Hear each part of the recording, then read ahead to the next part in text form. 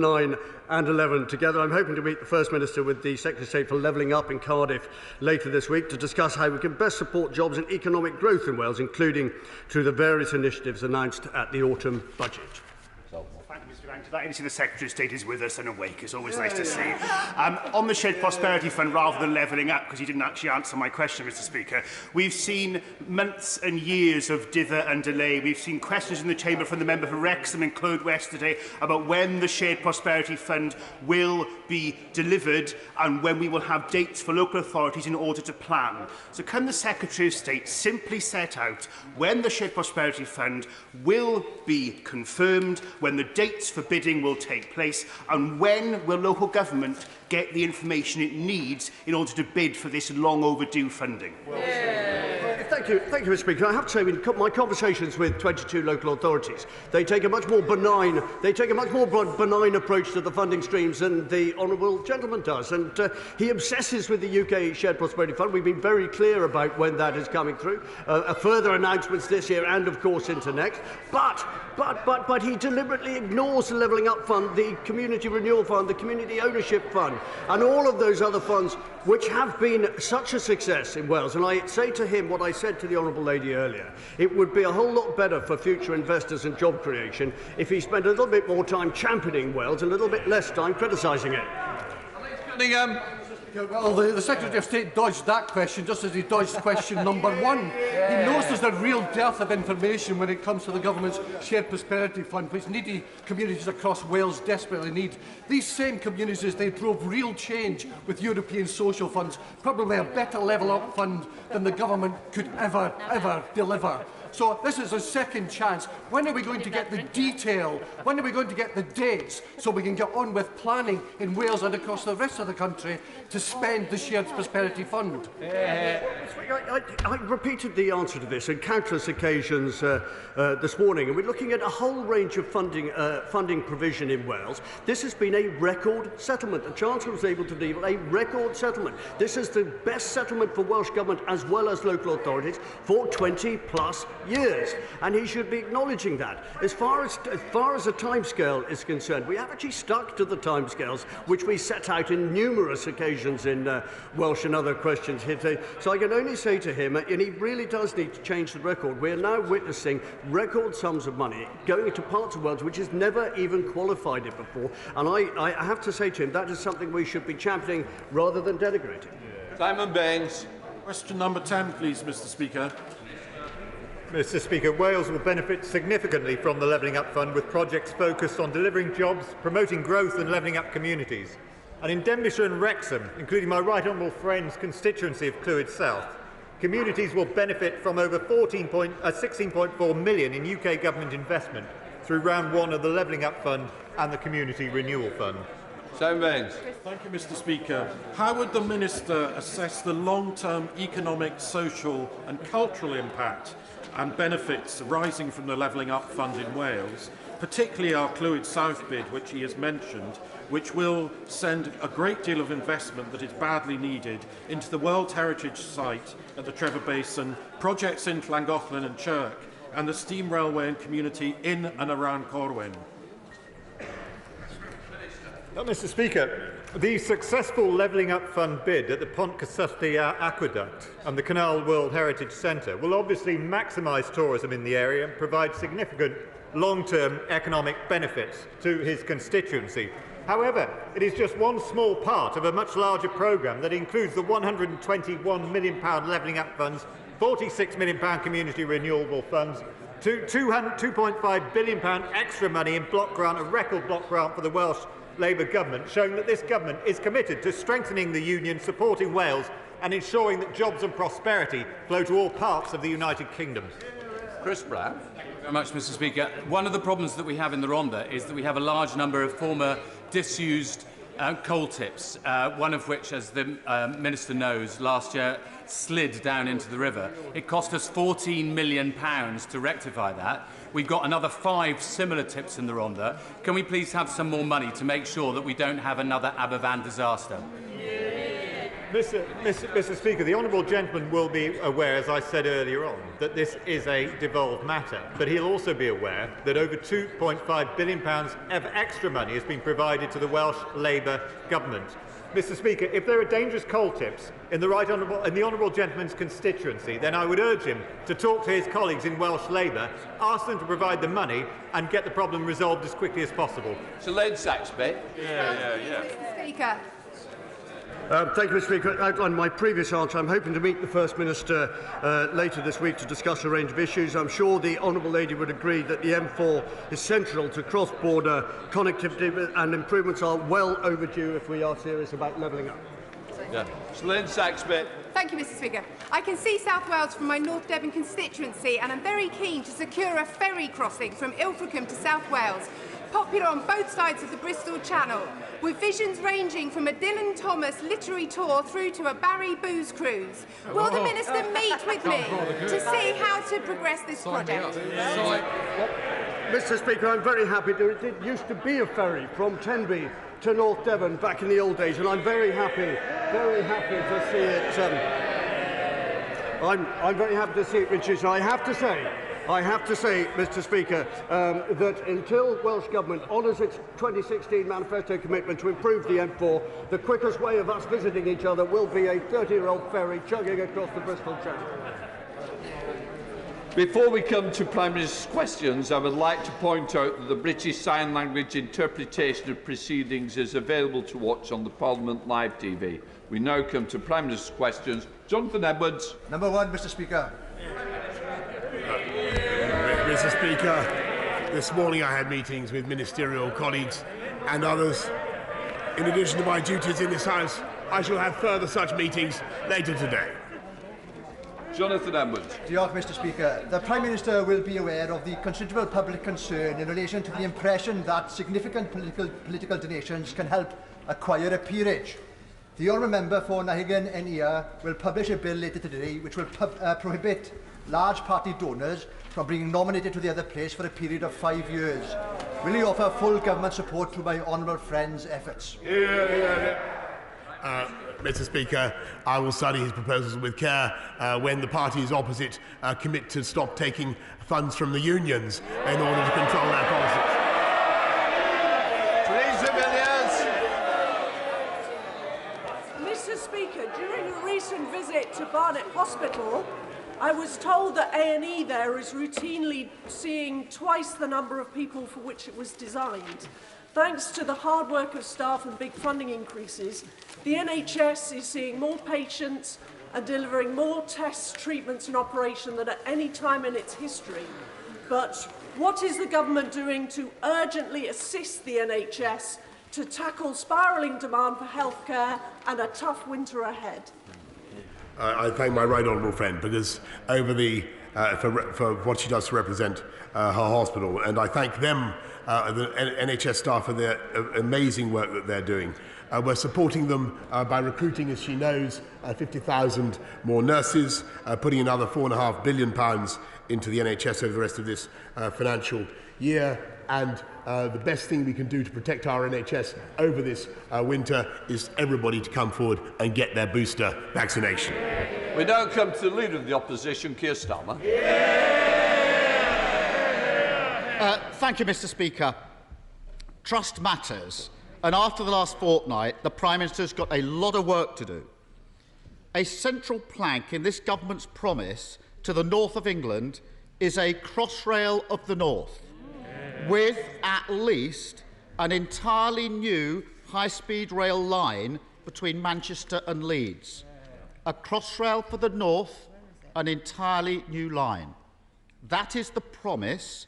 It's already been made. So I don't want the Prime Minister fobbing off the House about waiting till tomorrow. He can say today, will he stick by that promise, yes or no? Prime Minister. He should wait and see what is going to be announced tomorrow, because we will produce a fantastic integrated rail plan. I'm not going to spoil it for them, Mr. Speaker. Why would I? We're going to produce a fantastic... Order. I expect the front bench to behave better than what it is doing at the moment. If you don't want to listen to the answer, let me know now. I do, and I cannot hear when you all shout together. We want better politics. I expect better politics from both sides. Let's show a little bit more decorum than we're seeing at the moment. Prime Minister. Mr. Speaker, when we produce our integrated rail plan tomorrow, people across the House and across the country will see what we are doing to cut journey times, to make life easier and better for people in the North East, in the North West, in the Midlands, across the whole of the north of the country. Mr. Speaker, with the biggest programme of investment in rail for a century, Mr. Speaker, for a century. And what we are doing, Mr. Speaker, is we are giving people in those communities the same access to commuter-type services that people in the southeast of this country have felt entitled to for more than a century. And that is going to be levelling up across the whole of the UK, Mr. Speaker. Keir Starmer. Well, Mr. Speaker, that was a lot of words. But it wasn't a yes.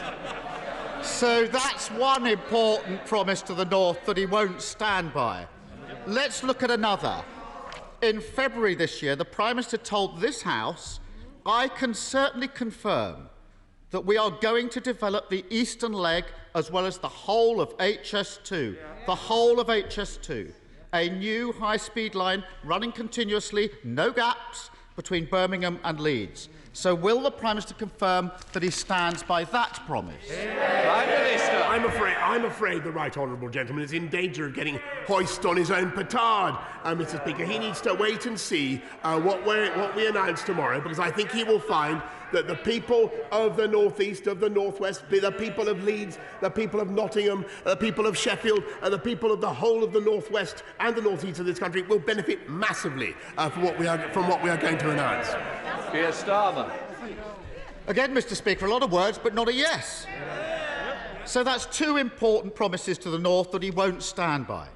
No wonder trust in the Prime Minister is at an all-time low.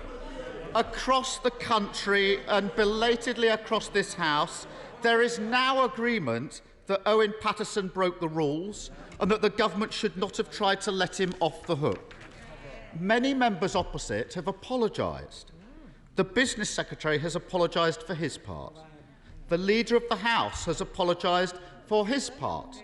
But they were following the Prime Minister's lead. So will he do the decent thing and just say sorry for trying to give the green light to corruption? Prime Minister. Mr. Speaker, yes, as I've said before, it certainly was a mistake to conflate the case of an individual member, no matter how sad, with the point of principle at stake, and we do need a cross-party approach on an appeals process. We also need, Mr. Speaker, a cross-party approach on the way forward, and that's why we've tabled the proposals that we have to take forward the report of the Independent Committee for Standards in Public Life of 2018 with those two key principles that everybody in this House should focus primarily and above all on their job here in this House, and secondly, that no one should exploit their position in order to advance the commercial interests of anybody else. That's our position, Mr. Speaker. We want to take forward those reforms. In the meantime, perhaps he could clear up from his proposals, whether he would continue to be able to take money as he did from Mishcon de Rea and other legal firms. Order. Prime Minister. As you know, and I do remind you, it's Prime Minister's questions, not Leader of the Opposition's questions. Keir Starmer. That's not an apology. Everybody else has apologised for him, but he won't apologise for himself. A coward, not a leader.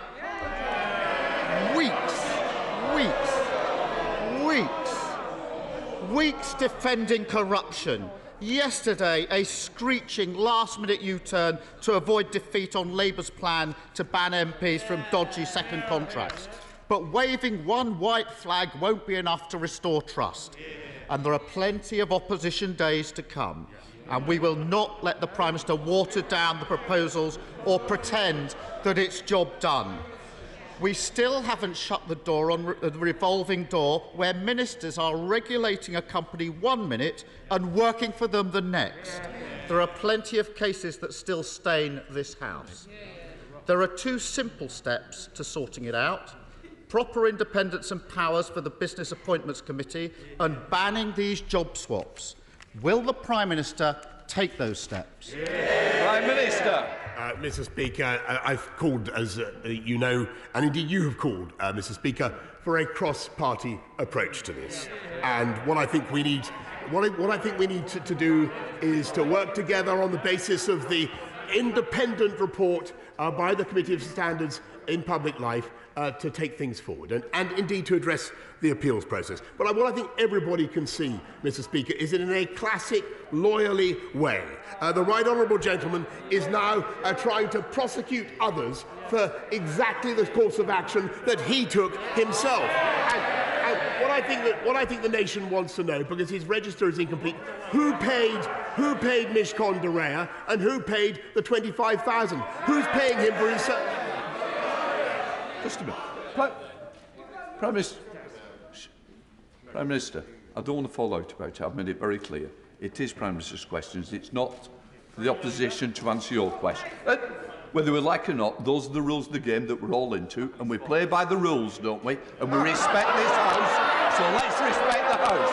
Keir Starmer. Mr. Speaker, that newfound commitment to upholding standards didn't last long. Mr. Speaker, here's the difference. When somebody in my party misbehaves, I kick them out. When somebody...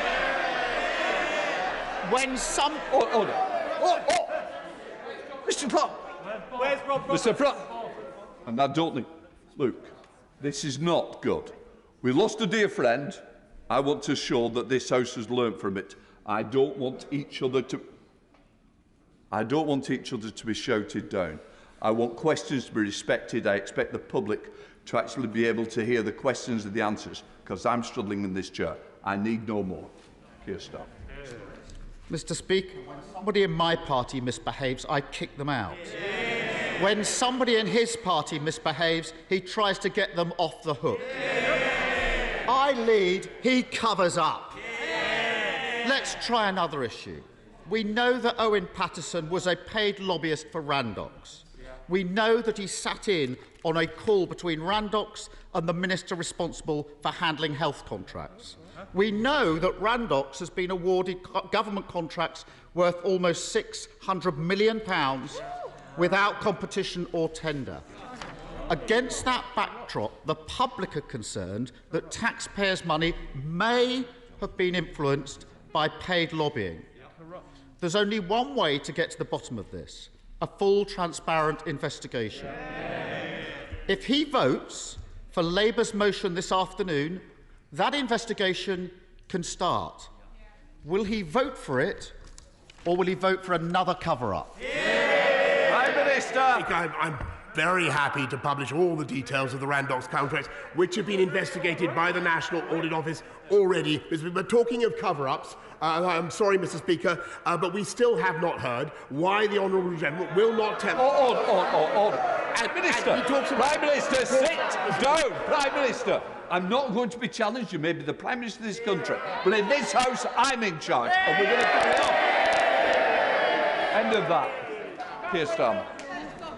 Mr. Speaker, I think the Prime Minister just said he's happy to publish all the Randox papers in relation to these contracts, so we'll take that and we'll pursue it. And I remind the Prime Minister, when I was Director of Public Prosecutions, I prosecuted MPs who broke the rules. He has been investigated by every organisation he's ever been elected to. That's the difference. Billions of pounds of taxpayers' money handed to their mates and donors. Tory MPs getting rich by working as lobbyists, one not even bothering to turn up because he's in the Caribbean advising tax havens. And the Prime Minister somehow expects us to believe that he's the man to clean up Westminster. He led his troops through the sewers to cover up corruption, and he can't even say sorry. The truth is that beneath the bluster, he still thinks it's one rule for him and another for his mates. At the same time as his government are engulfed in sleaze, they're rowing back on the promises they made to the North. And it's working people who are paying the price. Is it any wonder that people are beginning to think that the joke isn't funny anymore? Prime Mr. Speaker, it is plain from listening to the right honourable gentleman that he seeks to criticise this government while refusing to explain his own position. And you've ruled on that, Mr. Speaker. You've ruled on that, Mr. Speaker, and I hear you. But his own misconduct, Mr. Speaker, is absolutely clear to everybody. His own misconduct is absolutely clear. And meantime, Mr. Speaker, we will get on a cross-party basis. We will get on a cross-party basis with taking forward the business that I've outlined, and we will get on with the business of this government, which is leading the country out of the pandemic. Order, Prime Minister, I'm struggling to hear, and if it's correct what I've said, it was about Leader of the Opposition and misconduct. We cannot accuse somebody of misconduct. Now, I may, and just before the Leader of the House gives me an answer, all I'm trying to say, I cannot hear. If it was said, I want it withdrawn. If it wasn't, I will accept it. I'm just a moment. Prime Minister, I can't. Mr. High Speaker, I referred to the right honourable gentleman's misconduct, because that is what he is guilty of. That is what he is guilty of.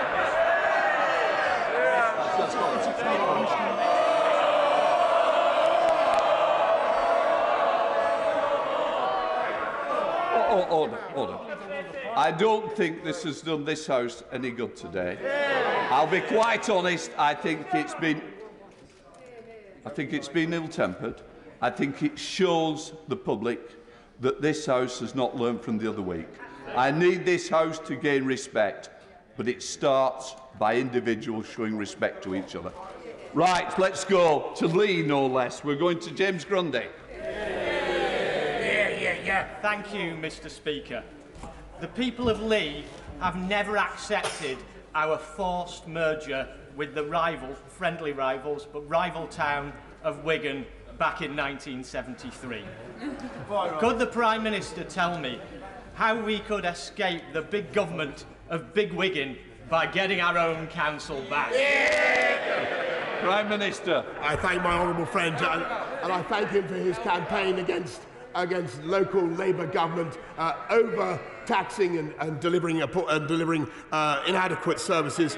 The local boundary commission will look at the boundary reviews, but meantime I will support him in any way that I can. We now go to the Leader of the SNP, Ian Blackford.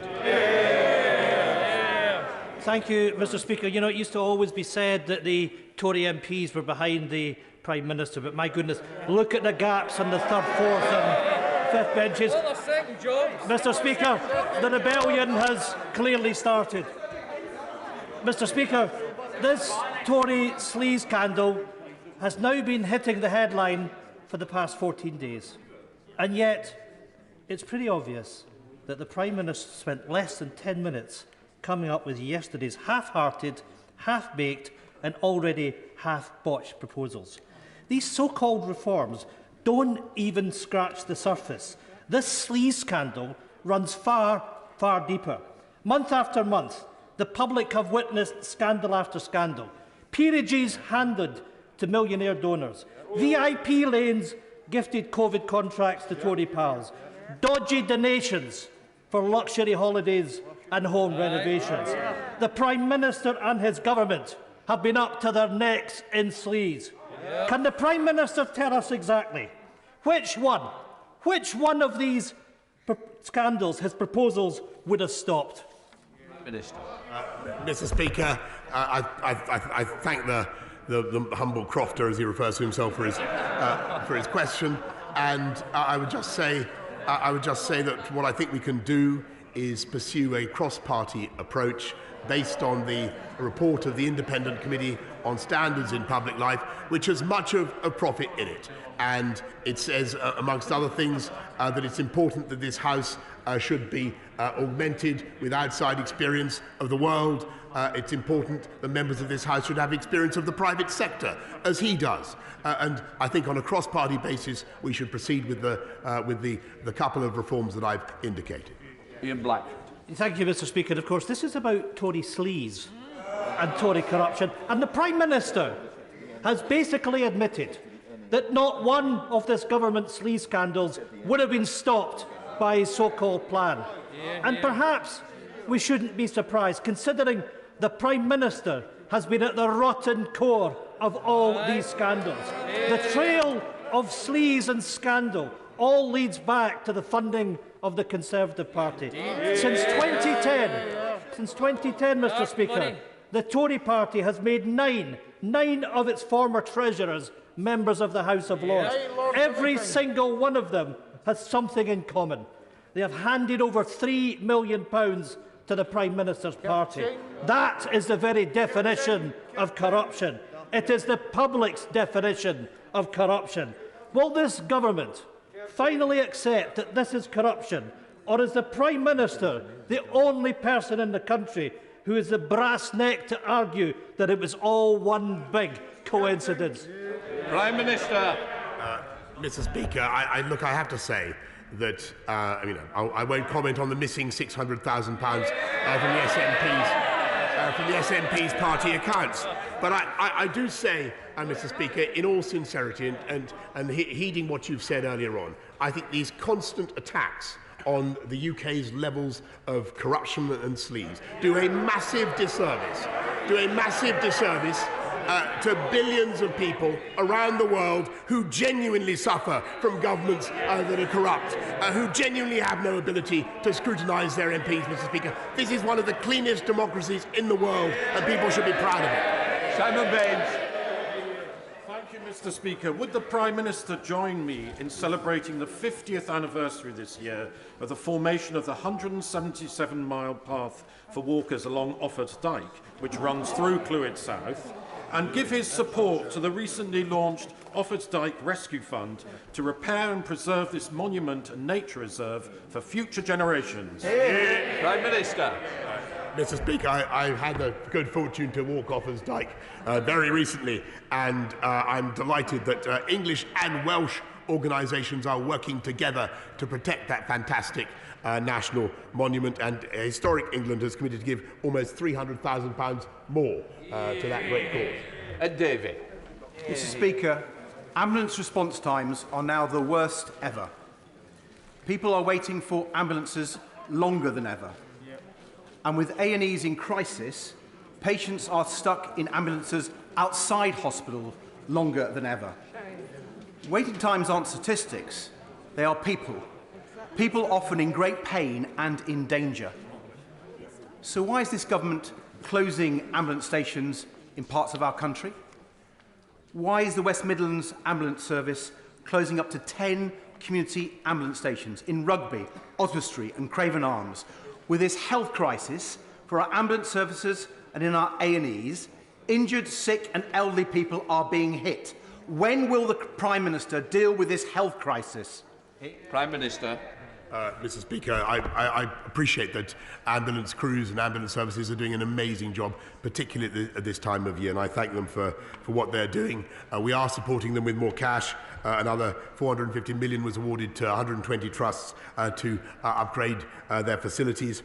And as he knows, we're putting another £36 billion into dealing with the backlogs, which is fundamentally affecting the NHS so badly at the moment, through the levy that we've instituted, which I don't think he supported. Andrew Jones. Thank you, Mr. Speaker. Domestic heating accounts for 30% of UK carbon emissions, and I support the government's incentive scheme to replace the old gas boilers with environmentally friendly alternatives. But now we're building more homes than we have for many, many years. Can we build upon the success of COP26 and ask really what is the progress that is being made on the standards for new build homes to make sure that our new homes are fit for the future? Prime Minister. I thank my honourable friend. He's totally right to focus on the issue of future-proofing homes and making them low carbon. And by 2025, our future homes standard will ensure that new homes produce at least 75% fewer CO2 emissions. Fairness. Thank you, Mr. Speaker. Last week I visited a GP practice in my constituency of Sheffield, Brightside and Hillsborough and was horrified to hear about the amounts of abuse staff are currently experiencing. Their workloads are under extreme pressure and this is not helped by the Prime Minister making demands about appointments whilst he has still failed on his manifesto pledge to recruit 6,000 more GPs. So, will the Prime Minister apologise for this broken promise to GPs and their staff who are on the front line working under ever-increasing pressure and depleted staffing resources? Prime Minister. Well, first of all, I want to thank GPs for everything that they're doing, particularly during the booster rollout. But what we're also doing is not just recruiting as many GPs as we can, but we have 10,000 more nurses this year than last year, 25,000 more healthcare professionals altogether. There are more people, Mr. Speaker, now working in the NHS than at any time in its history. And because of our investment, the extra 36 billion that we're putting in, there will be even more. And I'm afraid that the lady opposite voted against that investment. David Druid. Thank you very much, Mr. Speaker. Following on from COP26, can my right honourable friend confirm that maximising carbon capture and storage capacity across the whole United Kingdom is a priority for this government? And, I mean, despite the doom and gloom and the words of rejection and snubbing from the SNP members opposite, can he also confirm that the Acorn carbon capture and storage and hydrogen project in my constituency of Banff and Buchan has a key role to play in this country's future carbon capture and storage capacity targets to meet net zero? Minister. I thank my honourable friend, and he's quite right to champion carbon capture and storage, which has a great future in Scotland, in spite of all the gloom-stirring of the party opposite. The Scottish cluster remains on the reserve, and we will continue to study it, and we hope to bring it forward in due time. Murray Glendon. Thank you, Mr. Speaker. The River Tyne, with its world-renowned offshore and subsea sectors, has been repeatedly sidelined by this government, despite me and others constantly lobbying ministers for investment that would massively increase employment opportunities and help the UK's transition to net zero. However, Mr. Speaker, I'm very excited to see our voice is now being magnified by a new Tyne task force set up by the local authorities, the port, businesses and the combined authority. So will the Prime Minister, here and now, commit his government to work with us to realise the full potential of our great river? Prime Minister. I thank the honourable lady for her question, and she's absolutely right that the River Tyne is a massive economic asset for the whole of the North East. It has suffered from historic contamination, but we're going to work with the North East Local Enterprise Partnership to invest another £6 million to help develop clear plans for sustainable economic growth along the whole of the estuary. Henry Smith.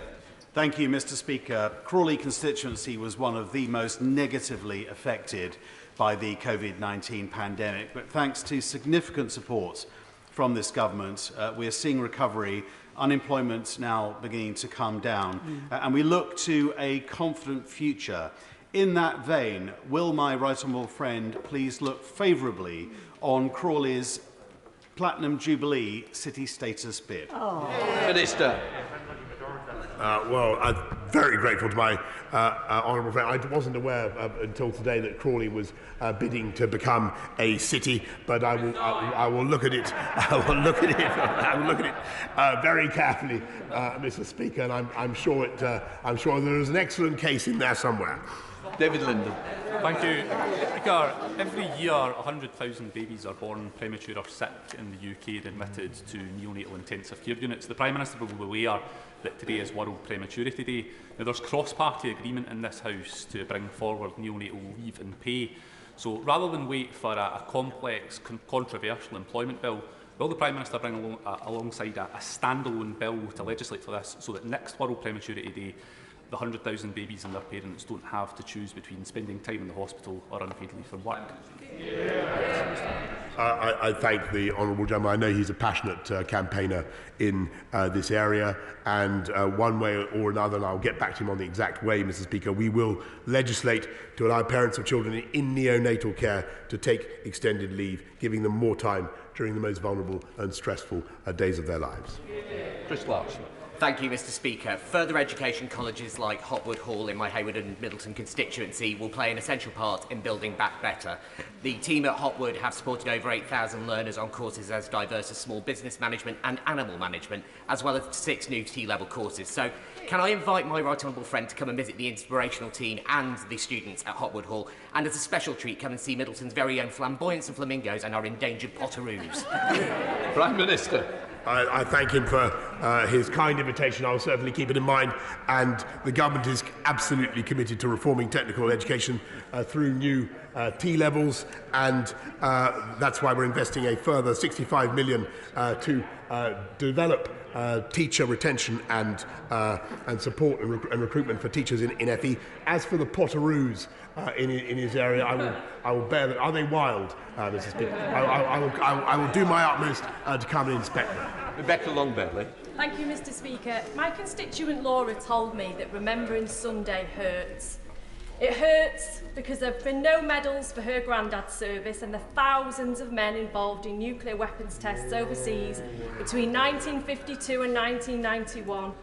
It hurts because studies of such veterans have shown increased miscarriages, increased birth defects, and the same rate of genetic damage as clean-up workers at Chernobyl. And it hurts because the UK is the only nuclear power on earth who has denied recognition.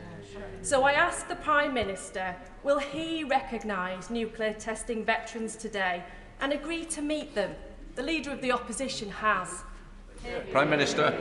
I'm grateful for bringing this to my attention, and I will certainly make sure that we get a proper meeting with representatives of the nuclear veterans that she raises. Thank you, Mr Speaker. When I was in Greece with Save the Children, I learnt that change at any border was quickly communicated down the line. If migrants and asylum seekers knew that they would be directly returned to France or taken to a third country pending application, if they knew this, would they risk a dangerous and illegal crossing and make their way to France in the first place? Can I ask my right honourable friend what further measures are being considered? Because this is an issue of great concern in Eastbourne, along the coast, along the country, and I'm anxious to be able to reassure my constituents that there are plans ahead. Prime Minister. I thank her very much, and she has much relevant experience in her work for Save the Children in Greece. Our only credible way of fixing this, Mr Speaker, is with our new plan for immigration, and that will be made possible with our new Nationality and Borders Bill, which will make it possible for us to distinguish at last between those who come here legally and those who come here illegally, Mr Speaker. And I hope very much that it will command the support of the whole House. Thank you, Mr Speaker. In May, part of Northwich Station in my constituency collapsed. I've asked the Transport Secretary to intervene and build back better and fairer to allow access for people with disabilities. He's declined my kind offer. I'll ask the Prime Minister to intervene. No bluster, substance, build back better and fairer, Northwich Station, it's in the north of England. Thank you. Prime Minister. Well, I'm tempted to invite the honourable gentleman to wait and see what we do for rail funding tomorrow, but I will certainly look at what he has to say about Northwich Station with keen interest. Sarah Atherton. Over 4,200 servicewomen and veterans use the democratic process to contribute to the Defence Select Committee's inquiry into women in the armed forces. A formal response is still awaited from the MOD. Now, whilst the majority of women enjoy a fulfilling career in the military, shocking issues were raised around sexual assault, bullying and harassment. Yeah. I know the Prime Minister agrees with me that our armed forces are the best in the world. Would he also agree with me that we need to make sure the British Army is the best place to serve as a woman? Prime Minister. I thank my honourable friend, and she's campaigning on a very, very important issue. I think too often we find that our armed forces fail to provide the wonderful women in our armed forces with the support that they deserve, and that's why I'm pleased that my honourable friend, the Defence Secretary, has secured a parliamentary inquiry into this for the first time, and it's vital that we support and encourage women in our armed forces who make a massive difference to those services. Paisley. Thank you, Mr. Speaker. It has cost businesses in Northern Ireland the £850 million to date to operate the failed and suffocating protocol. Lord Frost is today in Belfast. When will the Prime Minister fix this by legitimately activating Article 16? Prime Minister. I thank the honourable gentleman, and I think the word I would fasten on in his question is legitimately. And there is no question that the use of Article 16, which after all has been done by the EU Commission to stop vaccines being exported to this country, is something that is perfectly legal and within the bounds of the protocol. Jane Hunt. Thank you very much, Mr. Speaker. I recently visited Humphrey Perkins School in beautiful Barrow-upon-Soar. The students asked me there, what is the government doing to engage children and students from all backgrounds to encourage them to aspire to become an MP and even the Prime Minister? Prime Minister. I think what I would say to my honourable friend and her students is that nothing that is said or that takes place in this House, none of the argy-bargy, the repartee, the occasional abuse to which we subject each other, Mr. Speaker, should in any way deter anybody from seeking a career in politics, because it is a wonderful privilege, and we are all, Mr. Speaker, very lucky to be here. Sting Jardine. Thank you very much, Mr. Speaker. In my constituency of Edinburgh West, we are now finding numerous people coming to us with delays from DWP in pensions and benefits, to add to the delays that others are facing over passports and DVLA. Can the Prime Minister tell us, please, amongst the many jobs being done at the moment, who is making sure that the departments of government are running smoothly and quickly? Prime Minister.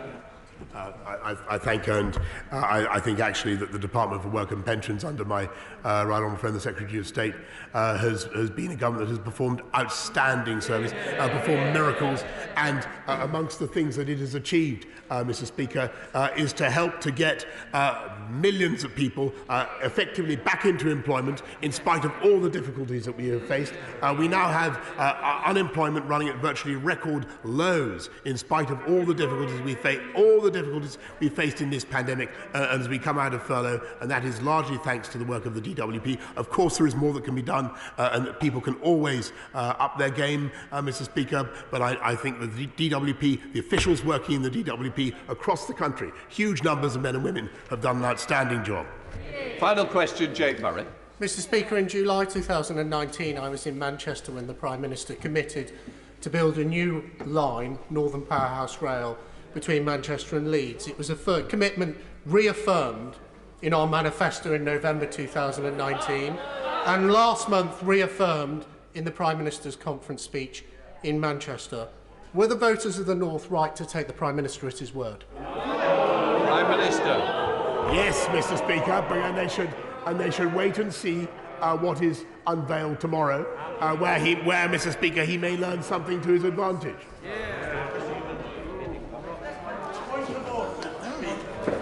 A point of order, Michael Fabricant. Thank you very much, Mr. Speaker. I've just received on the wires that the Leader of the Opposition, and I didn't hear this at the time because of so much noise, called the Prime Minister a coward. Surely that is in breach of Erskine May and improper and should be withdrawn. Can I say there was a lot of language that I couldn't hear today, and I certainly don't want words. Coward is not what is used in this House, and I'm sure that Leader of Opposition would withdraw. I withdraw it, but he's no leader.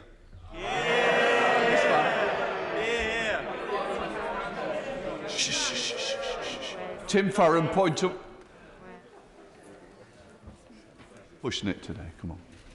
Mr. Speaker, alongside the honourable members for Bermondsey and Old Southwark, and for Ruislip, Northwood and Pinner, and our friend in the other place, the Bishop of Durham, we've been pressing ministers in the Home Office to permit a cross-party visit to the Napier Barracks. On September the 7th, the Minister for Future Borders and Immigration declined our request for an in-person visit.